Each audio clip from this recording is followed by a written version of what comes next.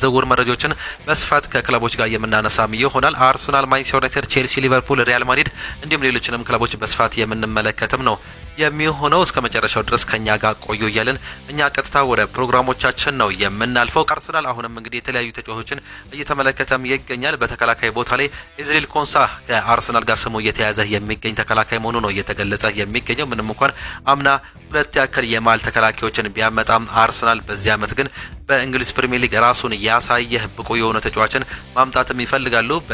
ዓለም ዋንጫው እንግዲህ ጥሩ እንቅስቃሴ ያደረገው ይህ ተጫዋች አሁን ደግሞ በእንግሊዝ ፕሪሚየር ሊግ በአርሰናል አሁንም እየተመለከቱትም ይገኛል። አርሰናል እንግዲህ በተለይም ከአስቶን ቪላ ሁለት ወሳኝ ተጫዋቾችን የግላቸው ለማድረግ አሁንም ሙከራ እንደሚያደርጉ መረጃዎች እየወጡ ሲገኙ አንደኛው ሞርጋን ሮጀርስ ነው። ይህ የአጥቂ ስፍራ ተጫዋች እንግዲህ በአርሰናል ቅድሚያ የተሰጠው የዝውውር ራዳር እንደሆነ ከዚህ በፊት የሰማነው መረጃ እንደሆነ ነግረናቸውም ነበር። በአሁኑ ሰዓት ላይ ደግሞ ኢዝራኤል ኮንሳ ሁለተኛው ስም መሆኑ ነው የተገለጸው። ነገር ግን አስቶን ቪላዎች እነዚህን ወሳኝ የቲሙ ማገር የሆኑ ተጫዋቾችን በቀላሉ ይሸጣሉ ተብሎ እንደማይጠበቅ ከዚህ በፊት ተገልጾ እንደነበር ይታወሳል። አሁንም ቢሆን እንግዲህ አርሰናሎች ጥረት ያደርጋሉ ተብሎ እንደሚጠበቅ የተገለጸ ሲሆን የብሩኖ ጉማሬዝ ጉዳይ አሁኑ ገንዘቡ ከፍ እያለ እንደሚገኝ መረጃዎችም ያሳያሉ። ከዚህ በፊት እንግዲህ እስከ 65 ሚሊዮን ፓውንድ የተጫዋች ይገኛል ቢባልም በአሁኑ ሰዓት ላይ የዋጋ ግሽበቶች በተለያዩ ተጫዋቾች ላይ እየሰማን እንገኛለን። ብሩኖ ጉማሬዝ ምናልባትም ሚኒመም ኦፍ 80 ሚሊዮን ፓውንድ ሊጠየቅበት እንደሚችል ነው እየተገለጸም የሚገኘው። ማንቸስተር ዩናይትድ የወልቨርሃምፕተኑን ጆ ጎሜዝን ለማስፈረም ከወኪሎቹ ጋር ንግግር ማድረግ መጀመሩ መረጃዎች እያሳዩም ይገኛሉ።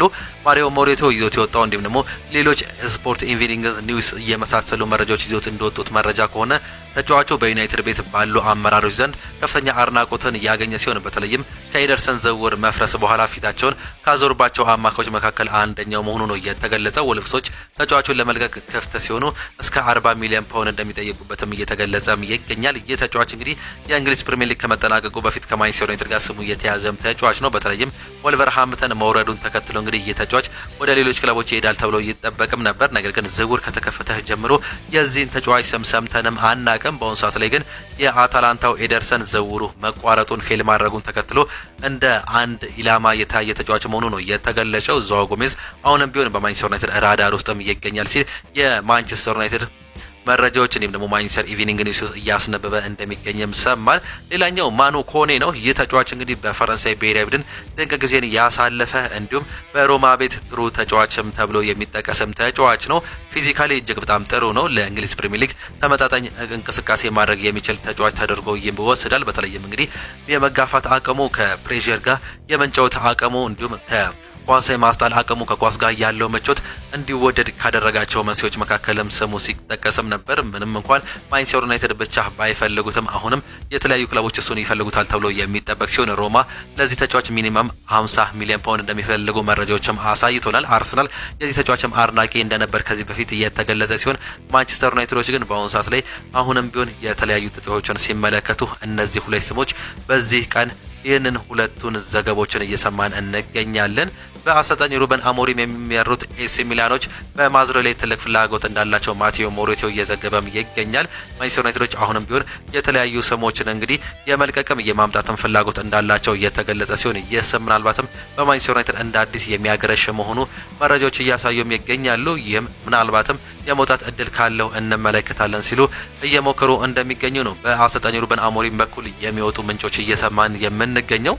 ሊቨርፑሎች ከአሌክስ ስኮት ጋር ያላቸው ድርድርም አሁንም ከፍ እያለ እንደሚገኝ መረጃዎች እያሳዩም ይገኛሉ። ተጫዋቹ አሁንም ቢሆን እንግዲህ የተለያዩ አማራጮችም የመመልከትም እድልም አለው። ይህንንም ተከትሎ ምናልባትም ማንቸስተር ዩናይትድ፣ አርሰናል እንዲሁም ደግሞ ሌሎች ክለቦችም ይህን ተጫዋችም ቢፈልጉት ሊቨርፑል ግን ቅድሚያ የሚሰጠው ነው። በተለይም በአሰልጣኝ አንዶኒ ኢራኦላ ስር መስራቱ እንደ ትልቅ ቤኔፊት ይወሰድለታል ተብሎ እንደሚጠበቅ መረጃዎችም አሳዩን። በስተመጨረሻም አንድ ለየት ያለ የዝውውር መረጃዎችን ደግሞ እናካራችሁ። ፋብሪዚዮ ሮማኖ በተለይም እንግዲህ በዝውውር ገበያዎቹ እጅግ በጣም የሚታወቅም ሰው ነው። የእግር ኳስ ዝውውር ዜና አቅራቢ ፋብሪዚዮ ሮማኖ ዝውውር መቃረባቸውን ለማብሰር ሂር ዊ ጎ የሚለውን ታዋቂ ሀረግ የሚጠቀም ቢሆንም በተለያዩ ምክንያቶች ባለሙያዎች ምርመራ መውደቅ ወይም በክለቦች አለመስማማት ወይም ደግሞ በተጫዋቾች ሀሳብ መቀየር ሳይሳኩ የቀሩ የተለያዩ ዝውውሮችን እናውቃለን። እስካሁን ባለው መረጃ መሰረት በእሱ ትልቅ ሂርዊጎ ተብሎ ከከሸፉ ዝውውሮች መካከል እንግዲህ ለማስታወስ ያክል ትላንትና አንድ ዝውውርን ሰምተናል። ይህም ከማንቸስተር ዩናይትድ ጋር ተስማምቶ የነበረው ብራዚላዊው ኤደርሰን ነው። እየተጫዋች እንግዲህ እንዲሁም ክለቡም ከክለቦች ጋር ስምምነት ላይ ደርሶም ነበር። በስተመጨረሻም ግን ሕክምና ምርመራ ማለትም ሜዲካል መውደቁን ተከትሎ ነበር እንግዲህ ፌል ማድረግም የቻለው። በዚህም የተነሳ ወደ አታላንታ እንደሚመለስም ነው የተረጋገጠው። ተጫዋቹ ከ50 ሚሊዮን ፓውንድ በላይ ነበር ተከፍሎበት ለማንቸስተር ዩናይትድ ሊፈርምም የተቃረበው። ነገር ግን ፌል ማድረጉን ተከትሎ እንግዲህ እዛው ጣሊያን እንደሚቆይ ነው የተገለጸው። አታላንታዎች ምንም አይነት ችግር የለበትም ቢሉ ማንቸስተር ዩናይትዶች ግን ይህ ተጫዋች የጉልበት ተደጋጋሚ ጉዳት እንዳለው እንዲሁም አስጊ መሆኑን ተከትሎ ፌል እንዲያደርግ መንስኤ ሆኗል ሲሉ ገልጸው እንደነበር የምናስታውሰውም ጉዳይ ነው። ከዚህ በፊት እንግዲህ ትላልቅ ዝውውሮችን እንዲሁ ሂርዊጎ ተብለው ፌል ያደረጉትን ለመመልከት ያክል ሞይሴስ ካይሴዶ ወደ ሊቨርፑል በ2023 እንግዲህ ሂርዊጎ ተብሎ ነበር። ሊቨርፑል ለብራይተን የ110 ሚሊዮን ፓውንድ የእንግሊዝ እግር ኳስ ክብረ ወሰን የዝውውር ሂሳብ ካቀረበ በኋላ ፋብሪዚዮ ሮማኖ ሂርዊጎ ማለቱን አስታውቆም ነበር። የከሸፈበት ምክንያት ግን ተጫዋቹ ራሱ ወደ ሊቨርፑል አለመሄድ እንዲሁም ፍቃደኛ ሳይሆን ቀርቶም ነበር። ወደ ቼልሲ ብቻ ነው የሚሄደው በማለቱ ዝውውሩ ሙሉ በሙሉ ተሰርዞ በዛው ገንዘብ እንግዲህ ወደ ቼልሲ መሄዱን የምናስታውሰው ጉዳይ ነው። በአሁኑ ሰዓት ላይ እዚሁ በቼልሲ ቤት እየተጫወተም ይገኛል። በቼልሲ ቤት ሌጀንድ መሆን ፈልጋለሁ የሚለው ተጫዋች እንግዲህ ከፍተኛ ገንዘብ ቢቀርብለትም በዛ ሰዓት ነገር ግን ፍላጎቱ ወደ ሰማያዎቹ ወደ ቼልሲ መሄድ እንደፈለገ ነበር የተገለጸው። በዛው አመት ሌላኛው ያልተጠበቀው ዝውውር የሐኪም ዚያች ጉዳይ ነበር። ወደ አልናስር እንግዲህ ተስማምቶም ነበር። ቼልሲ ደግሞ የሳውዲ ክለብ አልናስር ሙሉ በሙሉ ተስማምቶም ሮማኖም ዝውውሩን መጠናቀቁን በሂርዊጎ ማብሰሩንም አረጋግጦም ነበር። ዚያች ወደ ሳውዲ አረቢያ አቅንቶ የሕክምና ምርመራውን ማለትም ሜዲካል ባደረገበትም ወቅት በጉልበት ችግር ምክንያት ምርመራውን ማለፍ ባለመቻሉ ዝውውሩ ሳይሳካም ቀርቷል። ይህም ሌላኛው ያልተጠበቀ ዝውውርም ነበር። ቼልሲዎች በተለይም እንግዲህ ይህን ዝውውር ወደዛ ልከውትም ነበር። ነገር ግን አልናስሮች አላለፈም በማለትም መልሰውታል። ከዛም በኋላ ነበር እንግዲህ ወደ ሌሎች ክለቦች መሄድም የቻለው።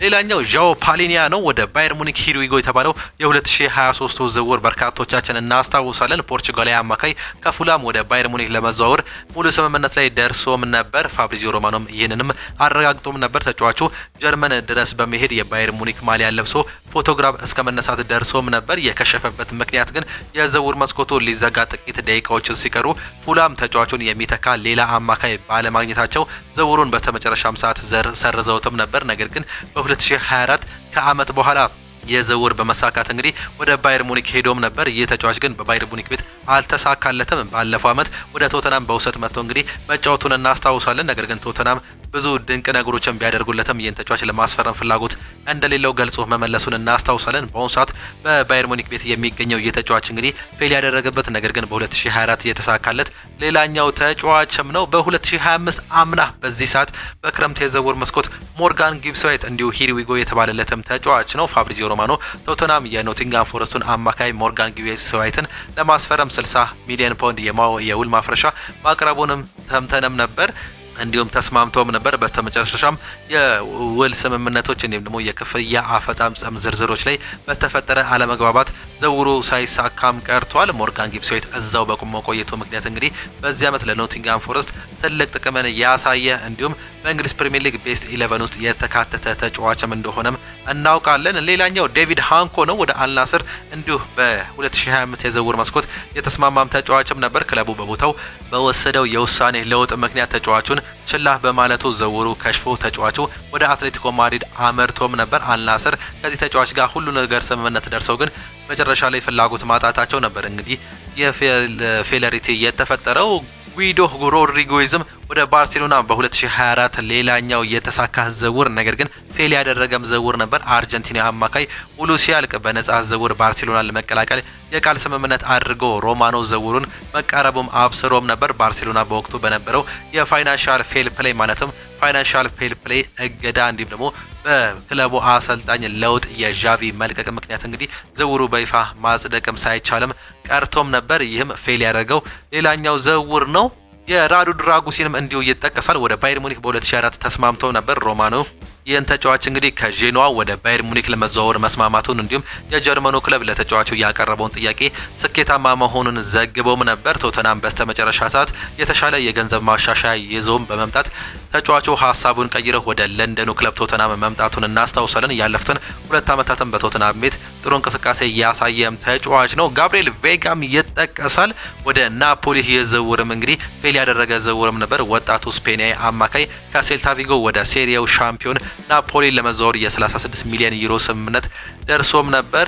ማለቁንም እንዲሁ ተረጋግጦም ነበር። በኮንትራቱ ዝውውሮች ላይ እንዲሁም በወኪል ክፍያዎች ላይ በተፈጠረ አለመግባባት ዝውውሩ ከዘገየ በኋላ የሳውዲ ክለብ አልአህሊ ከፍተኛ ገንዘብ ጥያቄ በማቅረብ ተጫዋቹን ድንገት ነጥቆ መውሰዱን የምናስታውሰውም ጉዳይ ነው። ሌላኛው ማልኮም ነው። በ2018 ከሮማ ጋር ስምምነት የደረሰም ተጫዋች ነበር። ይህ በሮማኖ ታሪክ ትልቅ ስህተት የሚባልም ዝውውር ነው። ብራዚሊያዊ የክንፍ ተጫዋች ከቦርዶ ወደ ሮማ ለመዘዋወር ተስማምቶም ክለቡም ሳይቀር በይፋ መግለጫ አውጥቶም ነበር። ሮማኖም ዝውውሩን መጠናቀቁም ዘግቦም ነበር። የከሸፈበት ምክንያት ግን ተጫዋቹ ወደ ሮማ ለመብረር አየር ማረፊያ ያለ ባርሴሎናዎች የተሻለ ክፍያ ይዘው በመምጣታቸው ቦርዶች የበረራ ፈቃዱን ሰርዘው ተጫዋቹን ወደ ባርሴሎና እንዲያመራም አድርገውት ነበር። ይህም የቅርብ ጊዜ ትውስታችንም ነው። ሌላኛው የምንጠቅሰው እንግዲህ በርካቶቻችን በአይነ ህሊናችን በተደጋጋሚ እየሰማነው ዝውውር ነው። አንድሪያ ራቢዮት ነው። የተጫዋች እንግዲህ ወደ ማንቸስተር ዩናይትድ በ2022 እንዲሁም በ2024 ተስማምተው ነበር። ሮማኖ ማንቸስተር ዩናይትድ እንዲሁም ጁቬንቱስ በተጫዋቹ ዝውውር ላይ ሙሉ ስምምነት ላይ መድረሳቸውን ዝውውሩ ሊጠናቀቅ እንደሆነ ከአንዴም ሁለቴ ሂሪዊጎ በማለት መልሶ ዘግቦም ነበር። የከሸፈበት ምክንያት ግን የተጫዋቹ እናት ወይም ወኪል የሆነችው እንግዲህ እጅግ በጣም ከፍተኛ የሆነ የደሞዝ እንዲሁም የኮሚሽን ጥያቄ በማቅረቧ ማንቸስተር ዩናይትድ ድርድሩን ሙሉ በሙሉ አቋርጦ እንደነበር እናስታውሳለን። በተለይም እንግዲህ የተጫዋች በተለያዩ አሰልጣኝ ጊዜያት ተፈላጊ ተጫዋች እንደነበር እናስታውሳለን። ሳይሳካለት ግን ወደ ማንቸስተር ዩናይትድ መምጣትም አልቻለም። ማንቸስተር ዩናይትዶች በርካታ ጊዜ ሲፈልጉት የነበረው ዝውውር እንደነበር ከምናስታውሰው ዝውውሮች መካከል እንዲሁ የሚጠቀሱም ናቸው።